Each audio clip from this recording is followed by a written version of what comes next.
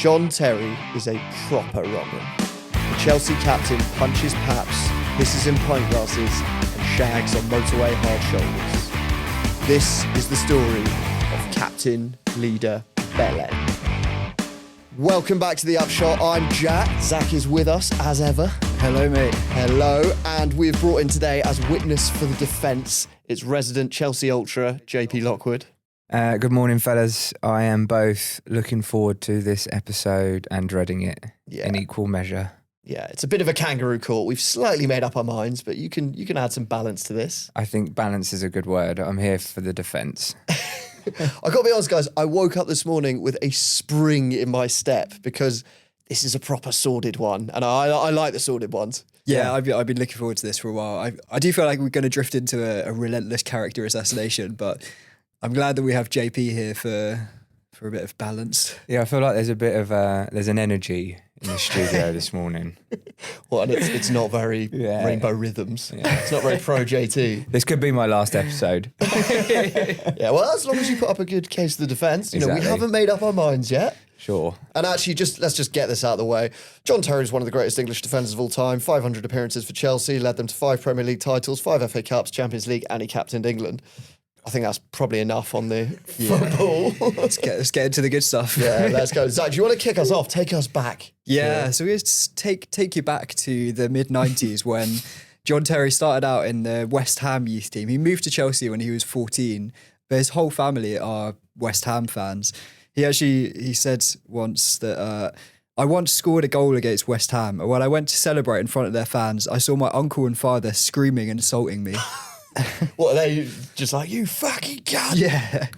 Famously, he never supported anyone growing up. What? Oh, yeah? He didn't have a favourite football team. That's bollocks. Surely he was A a West Ham fan. sociopath, yeah. That's actual real sociopath behaviour, isn't He it? just had all of the jerseys of whoever was doing well at the time. Okay, that kind of fits my... Yeah. Oh, here we go. Character assessment started. So you're just waiting to slip it on to join the celebrations in the playground.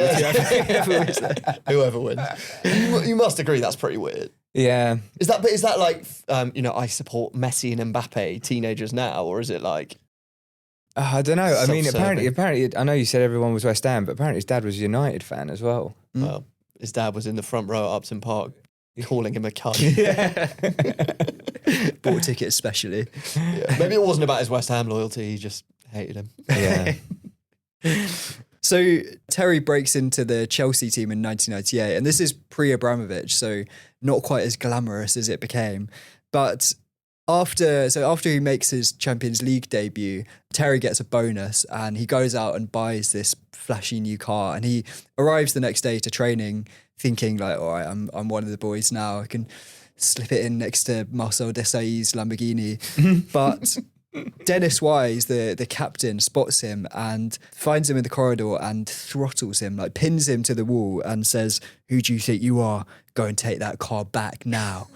And so he's basically saying, like, don't get ahead of yourself, son. Like, you've just broken into the team. Like, You're not allowed to have a car. Was it a really expensive car? I think it was a flashy one. Yeah. But Terry, he takes it back to the shop. He says he lost a load of money on it, but Didn't Dennis Wise then go and like help him choose his first house? yeah, I did hear that. So I think Dennis Wise was sort of looking out for him and trying to make sure he doesn't get too ahead of himself and just being a bit of a horrible cunt. Yeah, a benevolent despot.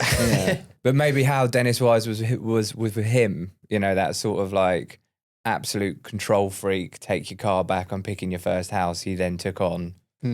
as when he became captain. Yeah. Do you think did he have that role with? I think so. He was just all encompassing, complete control freak. Ancelotti said he never heard a single player taking the piss out of Terry in the dressing room. Yeah, they I were heard just that. scared of him. Or maybe because they liked him so much. Or could he just not take a joke? Yeah, he strikes me as the kind of guy dish it out but can't take it. I don't know what that's based on. That might be unfair. Yeah. Anyway, if Terry got a lesson in humility from Dennis Wise, it didn't last too long in the memory. So September 11th, 2001, planes crash into the Twin Towers, terrible tragedy, and the whole world is watching on in stunned silence, and the Chelsea players obviously are among them. So Lampard says in his autobiography, We left the training ground immediately and spent the rest of the day in a horrified trance, watching the news channels and trying to comprehend what was going on. Fortunately, they got over it pretty quickly. So the following day, Chelsea are scheduled to be playing Levski Sofia in the UEFA Cup, but the match gets cancelled as a mark of respect. So the players decide to go out and have a little lunch and enjoy their day off. And they start out at this pub. The whole team are there and just, have a couple of beers, but it's quite restrained. So they all head home after that, apart from John Terry, Frank Lampard, Idiger Johnson, Jody Morris, and they're later joined by Leicester's Frank Sinclair. It's a funny group, but Who should we get in? Us the boys.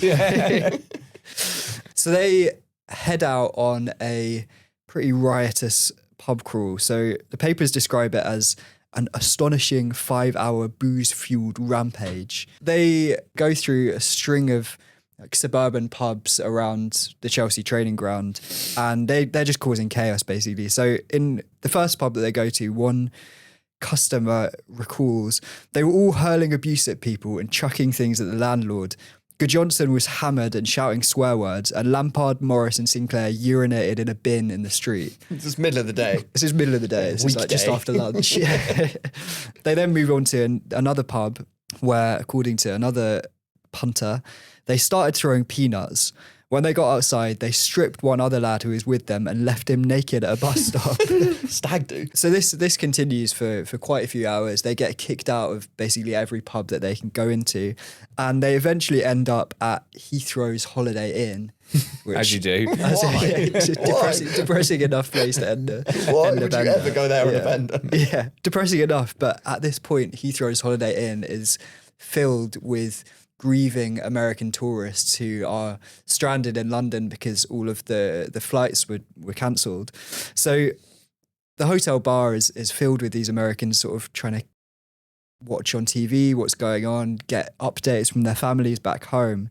And suddenly the Chelsea players arrive, John Terry and co, and they start causing havoc in the bar. They're like necking drinks. At some point they decide to strip, so they're there in their underwear. One of them starts flashing his knob at customers in the restaurant. Another quote from somebody else who was in the hotel at the time. One of the players downed a pint of lager and then vomited it back up all over the floor. Lovely. You can just imagine these American tourists trying to watch like BBC News 24 to get some updates on what's going on. Yeah. Somebody's throwing up on the floor beside them. Do you think they've just completely forgotten about the 9/11 dynamic? I would like to think so. I mean, if it's probably worse if they've not. Yeah, either they've forgotten or they don't give a shit. Yeah, it's not top of mind. They eventually get kicked out of Holiday Inn as well. For Tragic. In the words of the hotel manager, they were terrifying the customers. But that's not the end of it. So they then head next door to Air Bowl. I'm sure you're familiar with. It's Heathrow's on-site bowling alley. Sorry, of Is there course. one? Is there actually a bowling alley? Yeah. I don't know who goes bowling. That is at good to Heathrow. know next time you're delayed. Yeah, pre-flight. True. There they, according to reports, they send the other bowlers scattering when they slide. Or just anyone who sees them runs. Yeah. People are fleeing Heathrow's on-site bowling alley. They start throwing themselves headfirst down the lanes. One of the staff there says Sinclair almost had his head chopped off by the mechanism. I read that. What the hell? Well, because he's like gone down the lane, put his head in He's it. all the way through. That'd be a weird way to go. Yeah. Also, can you imagine if you're in that bowling alley and people are like, so where were you on 9/11? You'll always remember it. And you'd be like, I was at Air Bowl. I saw Scott Sinclair nearly lose his head. Yeah, I wonder if it was busy that day. Yeah. It's a weird thing to be doing on any day, let alone. Well, I think there it were no might be. flights, were there? Why Exactly. did the So, airport? so Air Bowl was probably really busy. What's from people who are stranded? Yeah. Yeah, you're just looking, take my mind off it with a relaxing game of 10 pin. Although it's knocking over a tool thing, the appropriate thing to be doing the day after. For me, that was the more disgraceful statement, was the people who are bowling. Yeah, inappropriate anyway. But word obviously gets out, the papers get hold of this story, and there's a big front page splash. Chelsea haul them in, the players are all fined 2 weeks' wages, and they have to issue this grovelling apology. Wasn't the front page headline was just sickening? Yeah, sickening, yeah. I've got to be honest, it wasn't the most sickening thing that deserves to be on the front page. Exactly, that week. yeah. It's Like, September 12th. Have you not got a better story for the front page? Was that the Sun by any chance? I think it was the Screws, wasn't it? News of the World. Oh, was or it? Mail or something like that. Yeah, one of All those. bloody same, aren't they? Jokes. I mean, it was really out of order. I just mean there were more sickening details to put on front pages.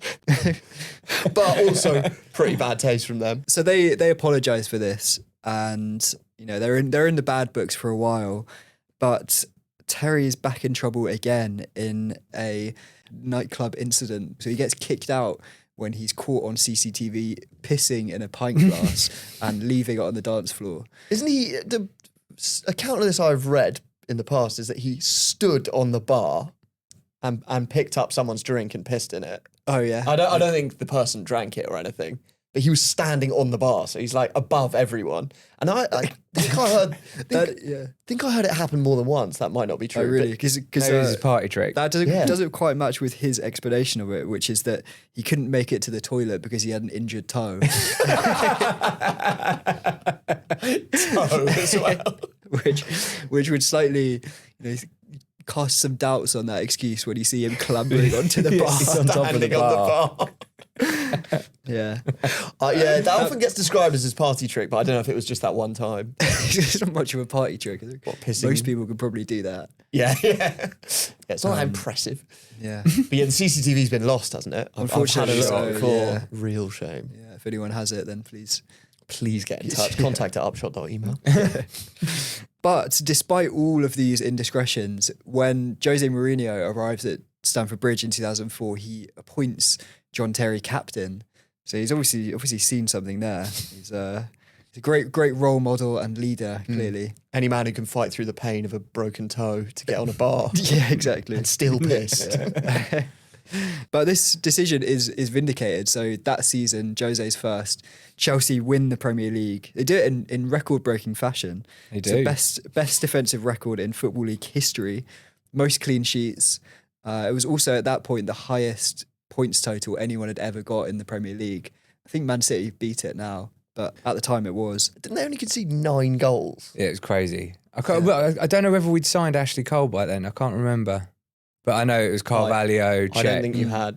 Carvalho, Wayne Bridge would be and there, Wayne but- Bridge, yeah. Yeah, Terry was Premier League Player of the Season as well. Was he really? Yeah. Yeah, although Carvalho gets a Ballon d'Or nomination and Terry doesn't. Oh, really? Not that season, maybe the one after he does. Was this the one where Jamie Carragher came joint 18th with Cristiano Ronaldo? I think Terry is nominated that season higher than Carragher, Okay. actually, but it's the season after. Yeah, there you go. There's some football for you, Yeah. JP. About So it's time, thanks, Fucking lads. happy with that? Right. That's enough football. Back to the slating.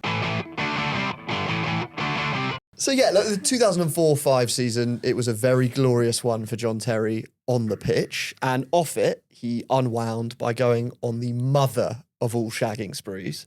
So in this one 12-month period, 2004 and 5, he is the subject of 8 different tabloid kiss and tells. 8. So that's one every 6 weeks, basically. Yeah. And he's got a girlfriend, the lovely Tony, his future wife at this point, but that ain't stopping him. Anyway, in the interests of public interest journalism, I've been going through the tabloid archives.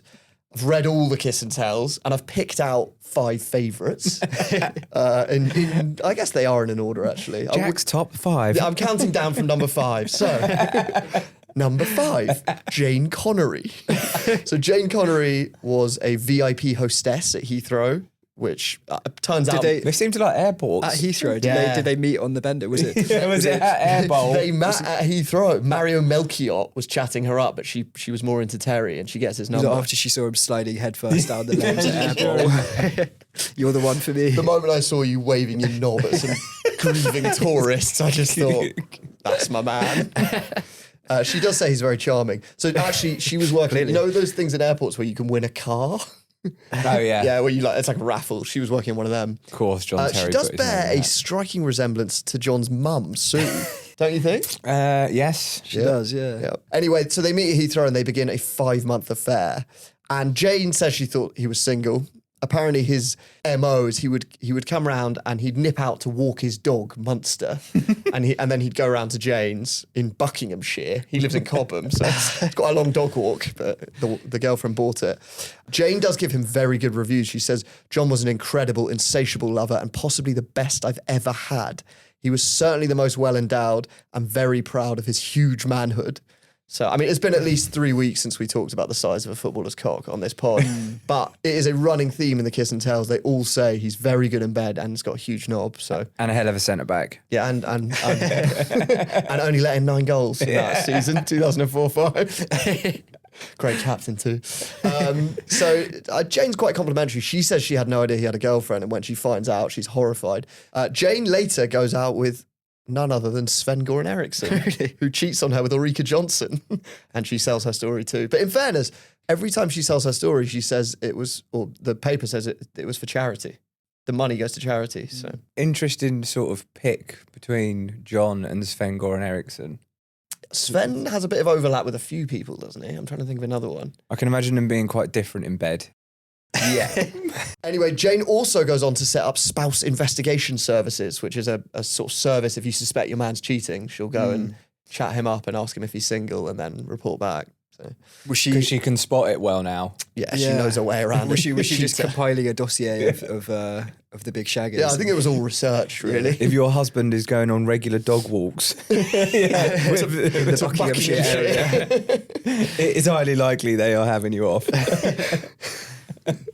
All right, counting down. Number 4 favourite kiss and tell is Alicia Duval, who is a glamour model who had 15 boob jobs, getting to an impressive size 30G, that's quite an unusual pairing of proportions, I think. I picked this one just because it gives a bit of an insight into John Terry and also footballers' sort of chat-up lines. So Alicia says she was in a nightclub. The other footballers were blanking her because she'd slept with one of them before. But John calls her over and he says, I called you over because you got really nice boobs. And then he tells her, you're the best looking girl in here, puts a cocktail stirrer down her cleavage and then asks her to have a threesome in the loos with another girl, which they do. And they also shag in his Range Rover, which you'll see as a running theme in these hookups. Alicia also gives a bit of a glimpse of the horrible world of footballers chatting up girls. So she says, when it comes to chat up, footballers speak a different language. Other men might pay you a compliment, but a footballer will say something like, my cock is so hard. And she said, yeah, they'll feed you lines about how they've stopped sleeping with their life or don't love them. They'll talk to you for 10 minutes, and if you haven't pulled by then, they lose interest. So it's quite transactional stuff.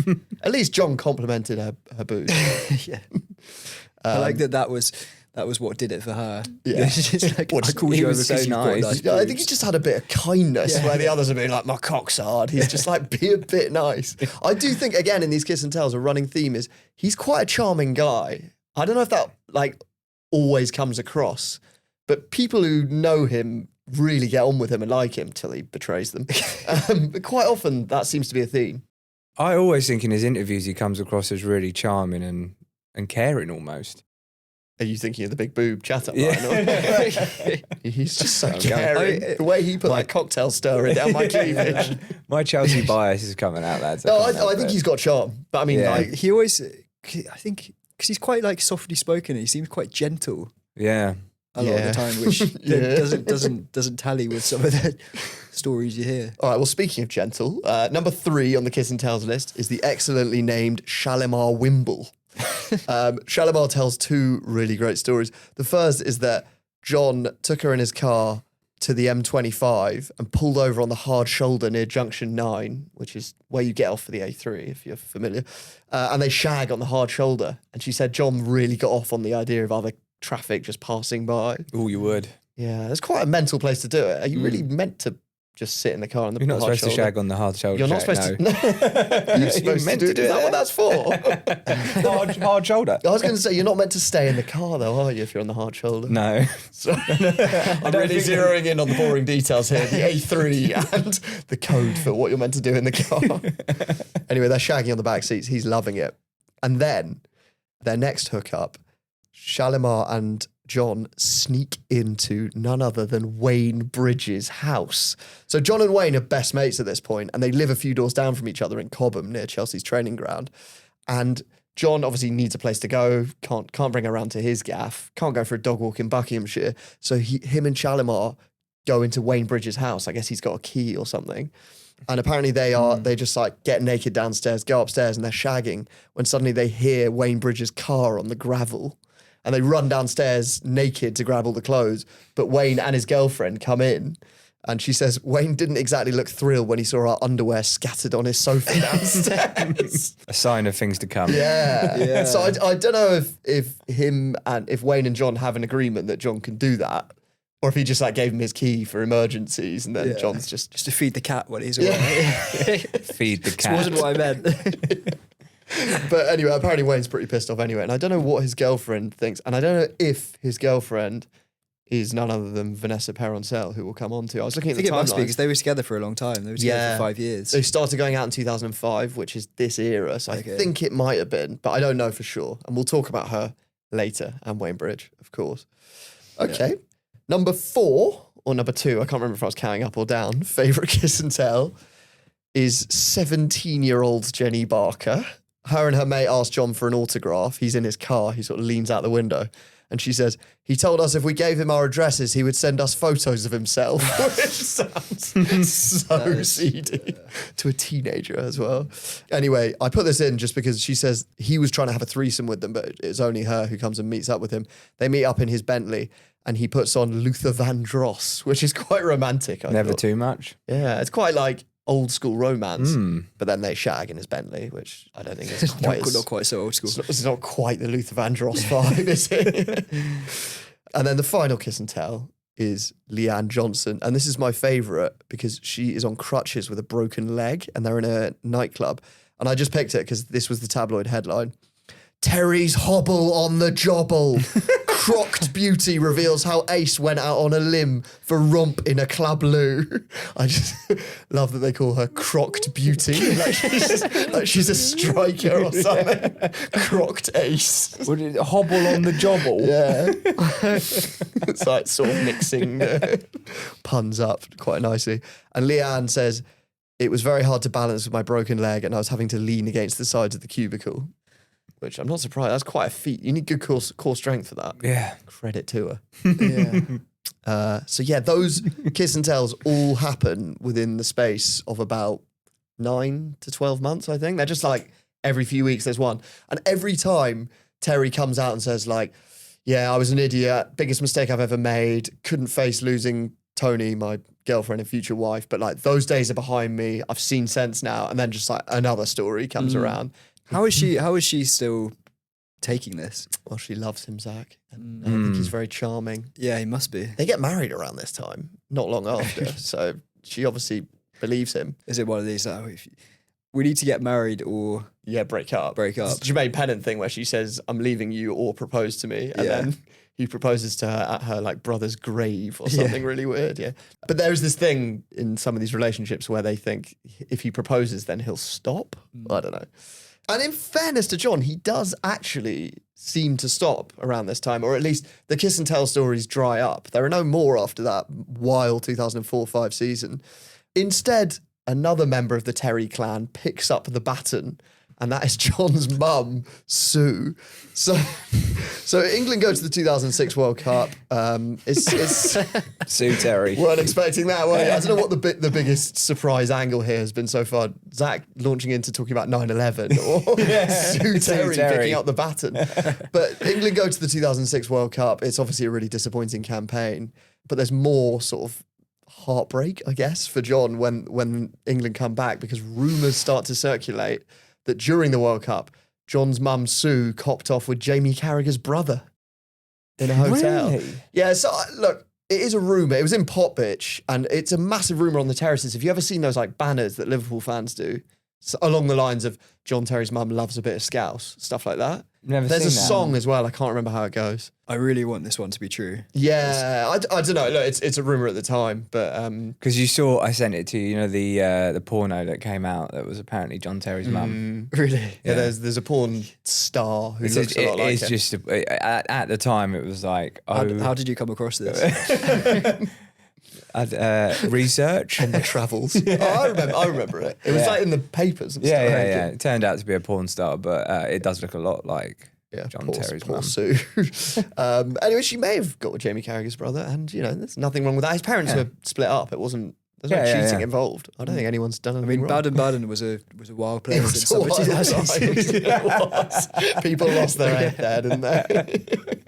Anyway, I don't know if the Sue story is true, but the rumour was really going around. I can't imagine John loved it.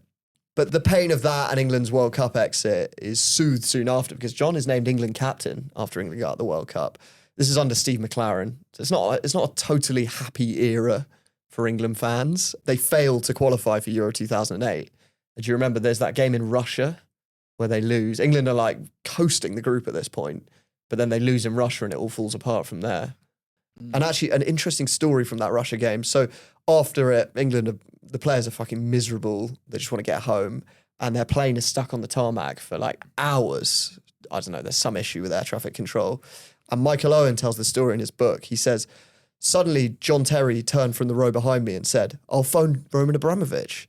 John got his phone out and phoned Roman. And he just said, Roman, we're stuck in the plane queue at the airport. They're saying we could be ages. Any chance of sorting it? I kid you not. Within 3 minutes of John ending the call, the plane engine started and we began to move. We overtook all the planes and they just took off and left. Pulled a few strings. Yeah, I mean... Do you believe that, or do you think it was a coincidence? I mean, he was one of the most powerful men in Russia. Yeah, he clearly, yeah. So I wouldn't be surprised. Does he just have a hotline to the airport? Who, Roman? Yeah. Yeah, I think Roman can call the aviation minister who calls the airport kind of thing. Yeah. And John had a line into Roman, right, JP? Yeah, we were talking about this a bit before. Like, he had it in with most of the managers, but he always had a direct line to Roman as well, didn't he? Yeah, apparently when he was renegotiating his contract with Chelsea, he said to Roman, like, what is your... This was when he did the big contract, when he got onto like $250 a week.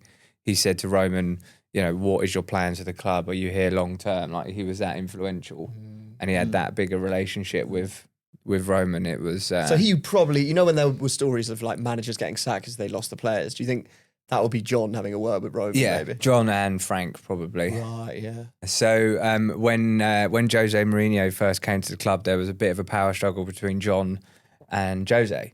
So John likes his porridge sloppy, and Jose likes his a little bit dry. And apparently one day in the canteen, it was about 3 weeks after Jose had started, Jose goes up to the head chef and says, this fucking porridge needs to go, it's too sloppy. And John gets wind of it, and they have like an absolute standoff in the middle of the canteen about which porridge texture the head chef should go with. And it ends up that there were 2 porridges for the entirety of the time that Jose was there. One dry one for Jose, and then there was John's sloppy one as well. Okay. But apparently the context of the story when I read it was about how Jose was just so every part of the training and the club and every player, he was so like strict about everything. He wanted to control everything, and John was also like that. So apparently they clashed a lot. I love that their whole power struggle came to a head over Porridge. Sloppy porridge. Sort of like proxy war. Just have 2 porridges. That's what they did. Not like 3 bears, that story. Yeah, basically, Jose got to 1 bowl of porridge and it was too hot. Next one was too cold. And the third one was just right.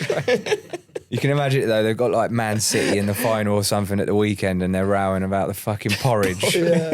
But so they ended up with 2 different They've pots got of there's porridge. 2 different So textures. then was it like when the other players came in, are you sort of, is Mourinho keeping an eye on who takes his Yeah, porridge? definitely, yeah. If you want to get in Mourinho's good books, then go for your dry, stodgy batter. Get it down with Yeah. a glass of water. I mean, I hate sloppy porridge. I'd be with Jose. I'm in between. I'm more with Terry. I bet you Same, are. yeah, I don't want dry. You old dog. Just don't like having to chew it.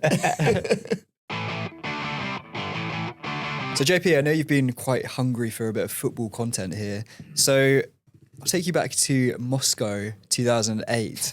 It's a Champions League final. Chelsea are playing Manchester United. It's a 1-1 draw and the game goes to penalties. And do you want to tell us what happened next? We lost 6-5 on penalties. John missed, didn't he? He did. He hit But, a post. okay, Yeah. fun fact, pop quiz. I know what the question's going to be. Who missed the penalty for Manchester United? Cristiano Cristiano Ronaldo. Ronaldo. Whoa. Yeah. And cries. Loads. Do you remember how much he cries? I do, yeah. He cries after Terry misses and United win. Everyone's celebrating and Ronaldo's just crying. Okay, one more pop quiz question then. Who got sent off for Chelsea that night? Ooh. Don't know. Mikel? Oh, was it Drogba? Didier Drogba slapped Vidic in the 94th minute. Do you think he got would sent have off? Okay. would have won an extra time if he So hadn't? this was the other bit. So Drogba was due to be the 5th penalty taker. It wasn't John. Oh, really? So if he hadn't got sent off, he would have taken the penalty. Is Terry any good at penalties? Yeah, he does take a few penalties, and apparently he said he always wears massive studs because obviously he just wants to cripple everyone he plays with. But it was just very unusual that he slipped. Yeah. I was once, the season after Gerrard slipped and Liverpool lost the title, I was in Liverpool in a taxi and we were taking the piss out of the driver for Gerrard. We were like singing the Steve Gerrard slipping song. Yeah. And then the driver just goes, to be fair, name a player who hasn't slipped. What? It's a fair point, but Yeah, I mean, yeah. Everyone the slips. circumstances make it slightly more memorable.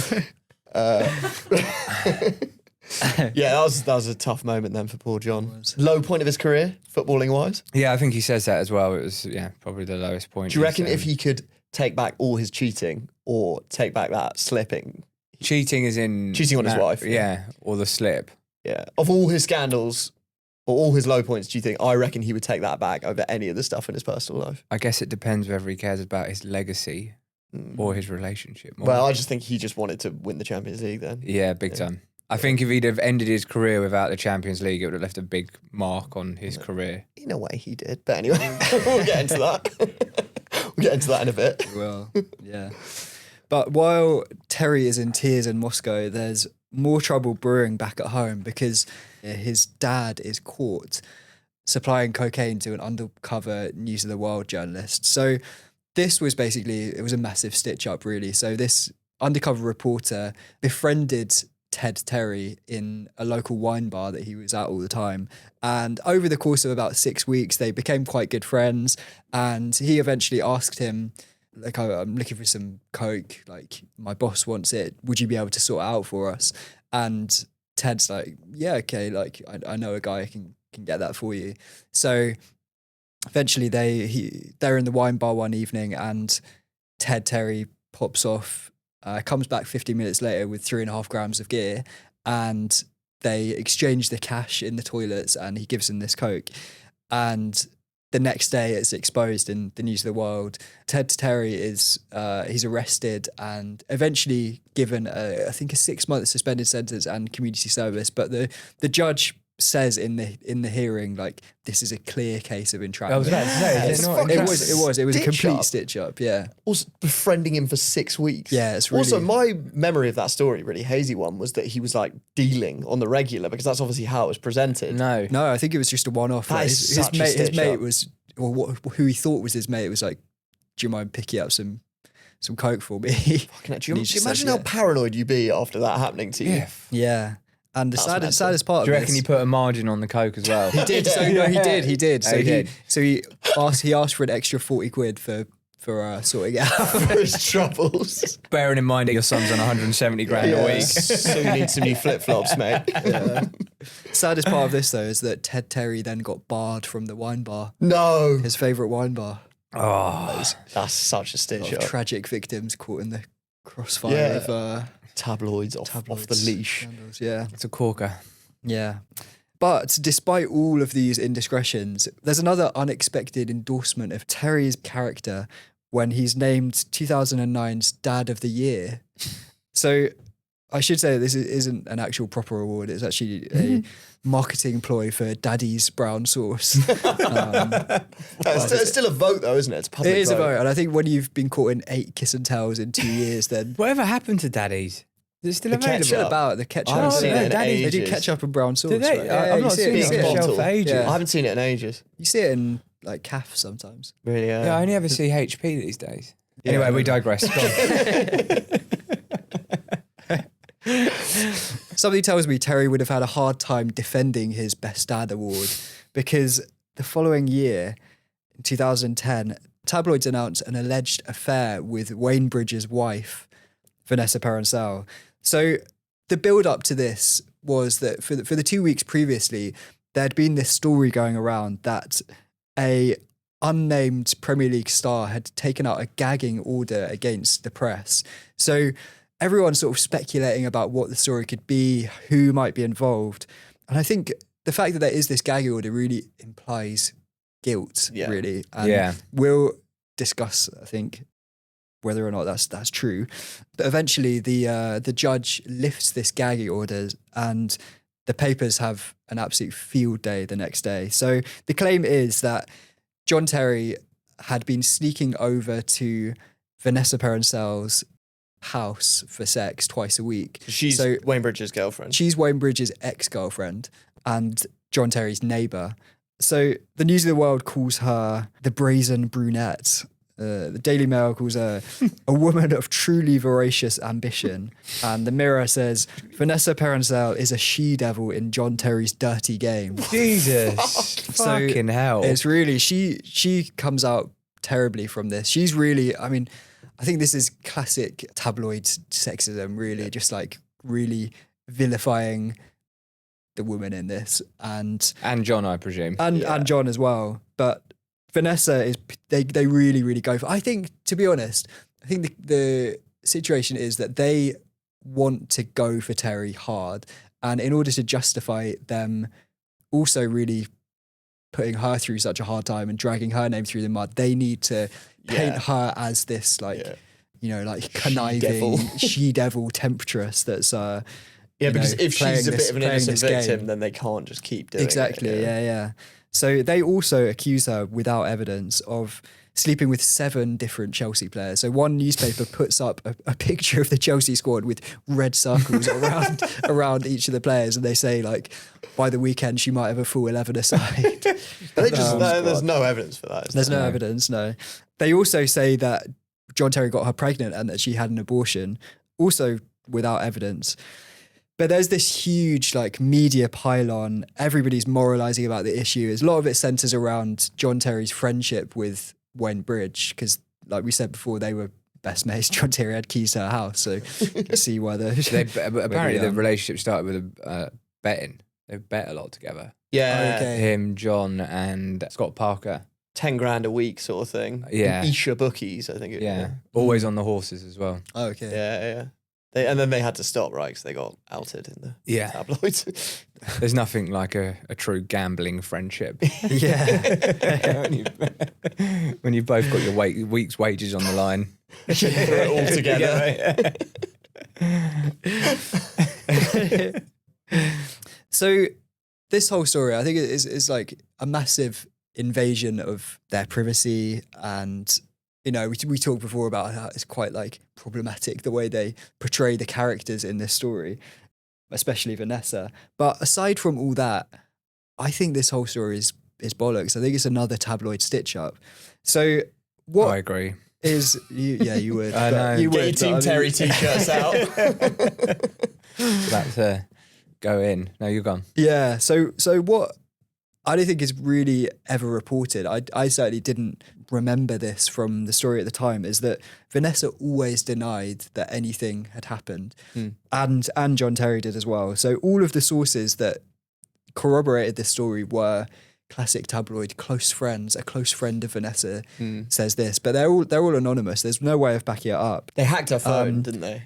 They were doing her phone, and she thinks they hacked her live phone call, which no one's ever been able to prove, but would be like a more Big damning thing advancement for in the the news of the technology. world. But there were like conversations from her voicemail verbatim reported in the press, which is really common with phone hacking stories. So has she ever come out and said that this is complete bollocks? Yeah, she did an interview with The Observer about 6 months after this whole thing came out. Basically, she talked about her side of the story and that she decided to keep quiet, and because what the tabloids would have loved is for her to come out. They'd have paid her a shed load of money to come out, tell her side of the story. Yeah. And if she'd wanted to make some sort of celebrity career out of this, then she could have done that.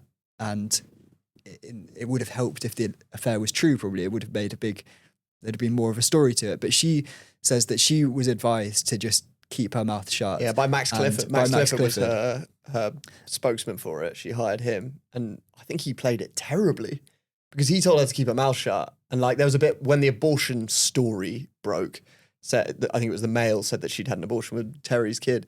They quote, you can see in the story, it's like, we rang Max Clifford and he just said no comment. And it's like, obviously you should have just trashed that story and been like, that's utter bollocks and we'll sue kind of thing. I don't know, it's weird. But anyway, I think the fact that she didn't come out and tell her side of the story sort of gave the tabloids a little bit of a free rein to just speculate whatever they wanted about her. But she later does this interview with The Observer where she comes out and she talks a lot about how this story impacted her and also tells her side of the story. So she says that her and Terry were just really good friends, and we know already that her and when she was together with Wayne Bridge, her and John Terry and his wife used to spend a lot of time together. They go on holiday, whatever. So they were close friends. And then after Wayne Bridge moved to Man City, they tried to make it work for a while. It didn't work out, and they split up. And she moved back to London. And at that point, she lives around the corner from John Terry and his wife. And Terry would come round quite often just to see how she was. He knew that she wasn't doing so well. And she says that Terry was actually trying to help her get back with Wayne. So then the story comes from a News of the World journalist was hanging around on their street and basically saw Terry coming in and out of her house multiple times and put two and two together. Probably not helped by Terry's track record. Yeah. Love just that there's a News of the World journalist just loitering on the street. Yeah. I'm guessing again, they hacked the phones. There were voicemails from John being like, I'm coming round. So then they went and watched. Yeah. She says that the first she heard of it was she got a phone call from Wayne Bridge saying, there's a journalist outside my door. He says that you're having an affair with one of my Chelsea teammates. And she was like, what? What are you on about? And then he came back and was like, yeah, he says it's John Terry. And she's like, what the fuck? Like, nothing has ever happened between me and John. We're just friends. But yeah. The shit the press used to get away with was crazy, isn't it? Yeah. I absolutely hate you fuckers. Yeah. What do you mean you? You fucking This is a journos. podcast, Jake. Hang on. So Vanessa does eventually get an apology out of the tabloids, doesn't she? She does. So eventually, a few months later, the tabloids bury somewhere in their back pages this apology that reads, on January 31st, we published some personal information about Vanessa Parancel concerning an alleged affair with the footballer John Terry. We have since been informed she would have preferred this to remain private, and it was untrue in any case. We apologise to Miss Parancel for any distress caused. Oh, you wanted to say private? You should have said. Oh, that was a secret. And didn't happen. We really apologise, yeah. And it was untrue in any case. I think they've left themselves leeway in the wording there. I mean, her lawyers probably would have written it, but like the leeway there is they can say, we were informed it was untrue, which is a bit like her saying she denies it. But I mean, yeah. She would have preferred it to remain private. Of course she fucking would. What to remain private? It never happened. Yeah. So do you think that John Terry slept with Wayne Bridges' girlfriend? I think he's done quite a lot wrong in his career from a personal perspective, but I actually don't think he... Yeah, I believe her. I agree. I think, yeah, he's had many indiscretions, but I think this hiccups. We all make mistakes. Yeah, no, we all make mistakes on Junction 9 and the M25. But, no, I think this was a complete stitch up. I also think that because Terry had come out and got this gagging order, it makes him look really guilty, which he isn't necessarily, and I don't think he is. But also, I think it gave the tabloids a reason to want revenge against him because there's nothing they hate more than a gagging order when they've got a big story in their There was hands. also a lot of chat being like, fighting gagging orders is in itself like good for fucking democracy and stuff. So like we're doing the right thing here just by fighting it. I agree. The real fuck up was the gagging order, the super injunction. Why do you think he was so motivated to get the gagging order then? I think his lawyers were just like, they were just like, we'll do whatever. If a story comes up, we'll just squash it. And super injunctions were really effective. Yeah. You can't even say who's got it. And I don't know, I doubt he made the call. Are they infinite as well? As in once you got it in, it's... I guess you can, maybe they experiment. I actually don't know. So the fallout of this drags on for a really long time. There's obviously this famous incident when Man City play Chelsea and Wayne refuses to shake John Terry's hand. That really added fuel to the flames, didn't it? Because it just obviously makes John. Well, it makes it look like Wayne Doesn't believe thinks him. that John is guilty. And Yeah. Apparently they still don't speak. Really? And they live pretty near each other these days. I think it probably didn't help when Wayne Bridge came home to find John Terry running naked down the Yeah. stairs with another woman. So it's like already got a bit of a... I know your type. Still though, so Wayne Bridge has obviously decided, I don't know, or maybe he just doesn't like him anyway. Yeah. I have read somewhere Wayne Bridge saying something like, people still don't know the full story. So maybe like, although they weren't getting together, he felt betrayed by John taking her side. I don't fucking- Yeah. They don't like each other. Yeah. So I remember him not shaking his hand. It was like, everyone was like, will they shake hands? Will they shake hands? I he didn't. watched it live. It was great. So Terry is also stripped of the England captaincy. I mean, if Terry was generally not guilty, I mean, what a thing to have taken away from you if like, you generally hadn't done anything wrong. Yeah. I suppose so. Although I also think he's sort of done lots of other stuff Yeah. wrong and got away with it. Well, he does have it reinstated. Yeah. When did he get it taken off? 2008? 2010. Right. So yeah, the year of the Wayne Bridge scandal, and then the following year he has it reinstated. Right. It's not that Not bad. for very long, because there's another really nasty scandal coming. So October 2011, Chelsea are playing QPR, and after the game, John Terry is accused of shouting a racist slur at Anton Ferdinand. Lip readers corroborate this after the game. Anton Ferdinand actually doesn't accuse him of it. It's people pick up on it from TV footage afterwards. Right. Terry admits that he did say said slur, but that he was repeating it back to Anton Ferdinand. So he says that Anton Ferdinand had reported it to the ref, which I don't think happened. And he then said to Anton Ferdinand, "Did you say that I called you a..." Terry's charged by the police for using racist language. He's then stripped of the England captaincy again. It goes to trial. He's cleared of criminal charges at a trial, but the FA then charge him with using abusive language with a reference to race. So he gets a 4-match ban for that, which, obviously there's But it so was much- cleared in normal court. He was cleared in a criminal court, but the FA then charge him with it. So Right. It's harder to convict in a criminal court. yeah, there's a lot of questions around this, around whether the FA taking this seriously enough. Luis Suarez obviously got an 8-match ban for his racist language incident. There was also, around the same time, a 5-match suspension given to a 14-year-old boy in Leeds who gave his name as Santa Claus after being sent off. What, and Terry got 4? Terry got a 4-match ban. This 14-year-old got a 5-match ban. So you can see where the FA's priorities are.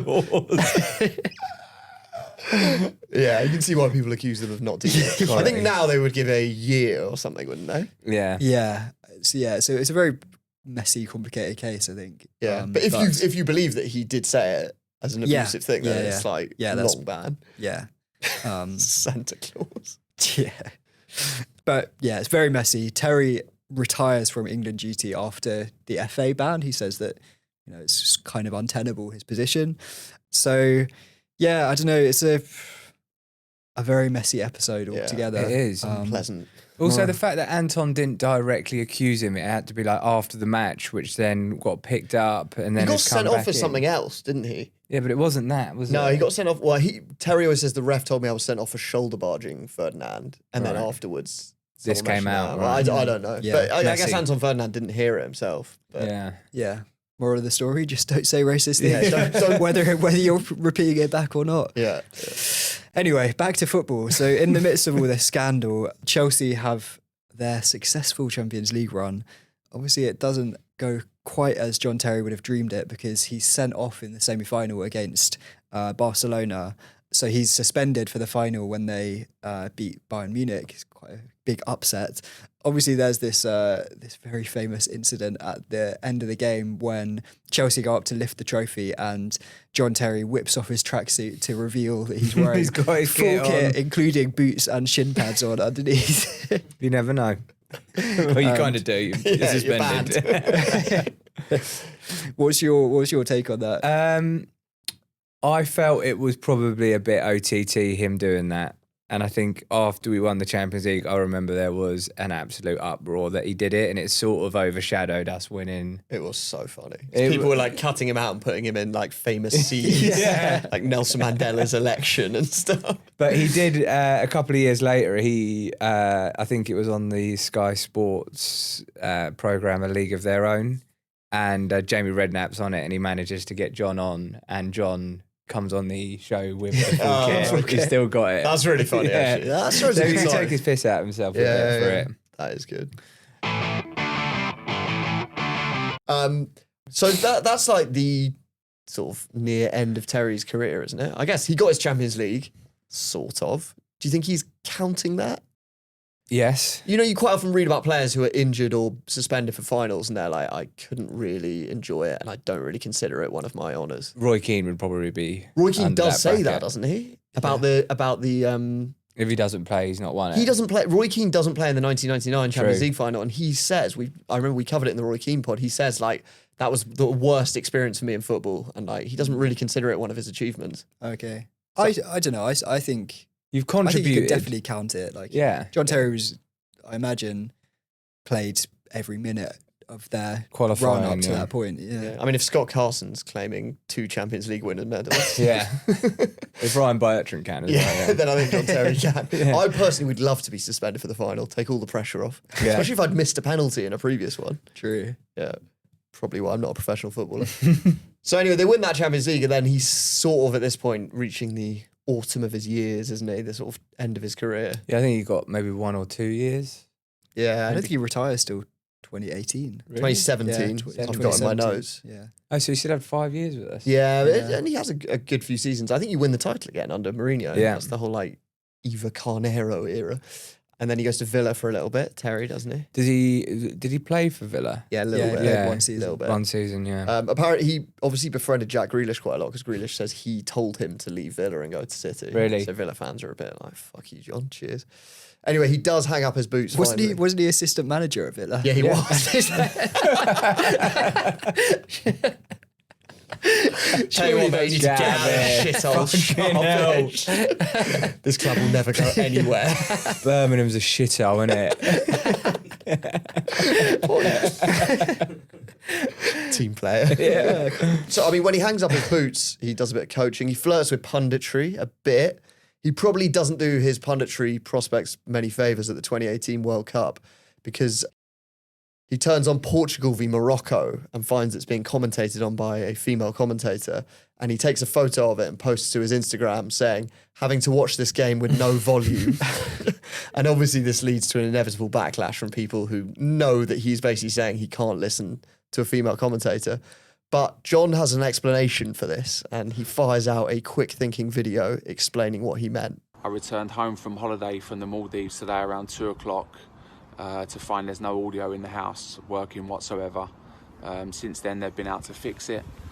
So everything's working again now, but I was watching the game with no volume, simply posted that on my social media, and people have run away and kind of, made up their own kind of stories and run with it. It's gathered a bit of momentum on social media and also in the newspapers as well, but just wanted to clarify, completely untrue and simply not the case. So I hope this clears up the matter. No audio in the Get house, like back. it's milk or hot water. Got no audio in the house. Why does he have to tell everyone he's been to the Maldives as well? To explain that he's just come back to Oh, discover. right, A yeah, bit like when long- you come back and the boiler's broken. Yeah, the long audio's trip. gone all over the house. Not again. Oh, I'm sorry. Some of his explanations for things I'll buy, but I am not fucking buying that. Yeah, okay. No way. He was saying it because he doesn't want to listen to a female commentator. And to be fair, his defence wasn't helped when his pal Joey Barton waded in and slightly stitched him up by saying, "John said what we were all thinking." So yeah, that's he's never really done much punditry. I don't know. When Joey Barton says that you've said what we're all thinking, then you know and they you're are on. mates. I've seen them sort of interacting a bit on Twitter, haven't they? I think Oh, they're yeah. probably quite aligned on a few things. He is doing bits for the Chelsea Academy. Yeah, he's I think He's coaching. in like 3 Yeah. or 4. We talked on our Extra Shot Days a podcast week. recently about how John did an Insta post explaining that he goes around the training ground turning all the plugs off because he doesn't want any red showing in the training ground. He said, "I've done this as a player as well." So yeah, he's sort of like in there encouraging the next wave of like zealous youngsters. But don't worry about him for cash. He's doing all right because he's got a few nice little earners on the go. During the crypto boom of 2022, John got in on the action by releasing the Ape Kids Football Club NFTs. He was officially the head coach of what he described as a collection of baby monkeys, where the idea is, in a magical world where apes ruled the universe, a magical 1,000-year-old tree sprouted cute baby apes, which inexplicably also play football. And he gets a few mates in on it, like Jack Wilshere tweets being like, cheers for this, JT, excited to see where the blockchain goes. Do you think Jack Wilshere knows what blockchain is? Well, he's been brushing up, mate. He's done his research. Initially, they're selling for about 500 quid. Since then, they've tanked 99%.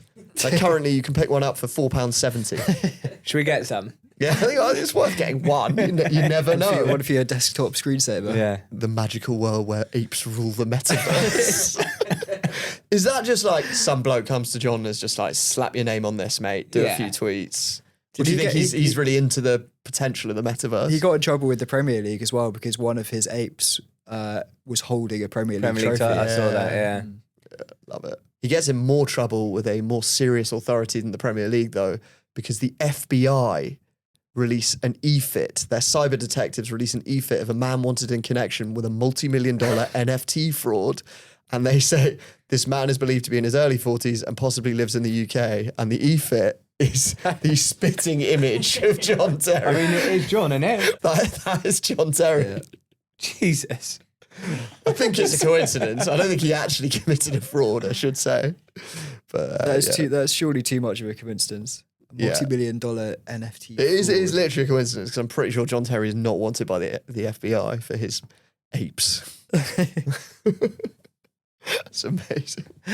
Anyway, the crypto boom obviously turns to crypto bust, and John doesn't get his dream of ruling the metaverse. His magical world does not come to fruition. But these days, he's got other money-making schemes. He did a one-man tour last year where fans can pay 250 quid for a photo and autograph, or 500 quid to eat dinner with the man himself. Bargain. Yeah. And in fairness, not all of his schemes are just about making money. In 2021, he ran a raffle offering signed captain's armbands to 2 lucky winners, chosen at random from thousands of entrants. And the winners were the lovely Faye and Yasmin Elizabeth, who were just looking at... John posted screenshots of their profiles. They're fit girls. He posted pictures of their profiles saying, congratulations, please forward your address to receive your armband. I'll drop it around myself. Yeah. I'm actually in the Buckinghamshire area. Do you live local? I'll bring the dog. I weirdly quite like this side of... live local. Quite like this side of him where he's doing these like little earners, because he must have a lot of cash. But he's just doing all these like weird little competition. Maybe that armband one was for charity, actually. Yeah. He strikes me as the type of guy that if he wasn't playing professional football, he would be selling fruit and veg. He'd have microwaves for sale in his house. You know, he's just a bit of a wheeler and dealer. And Knock off Rolexes. Yeah, knock off Rolexes and all that. Yeah. And a bit of a shagger as well. Yeah. Although he's still with the lovely Tony, happily married. So. Yes, I see a lot of their Instagram content. Yeah, just they've got a massive picture in their sitting room that just says "fuck dancing, let's fuck." It's like in the style of like a Penguin classic book. It's bizarre. All right, well I think that's probably all there is to say. JP, thanks for coming and defending him. Someone had to. Everyone deserves a fair defence. I think so too. And you did a sterling job. Appreciate you having me on again, fellas. And Zach, thanks very much. Thank you. Thanks for listening. Please do share this one with your mates and give us a good review if you've got time. Thanks a lot for listening.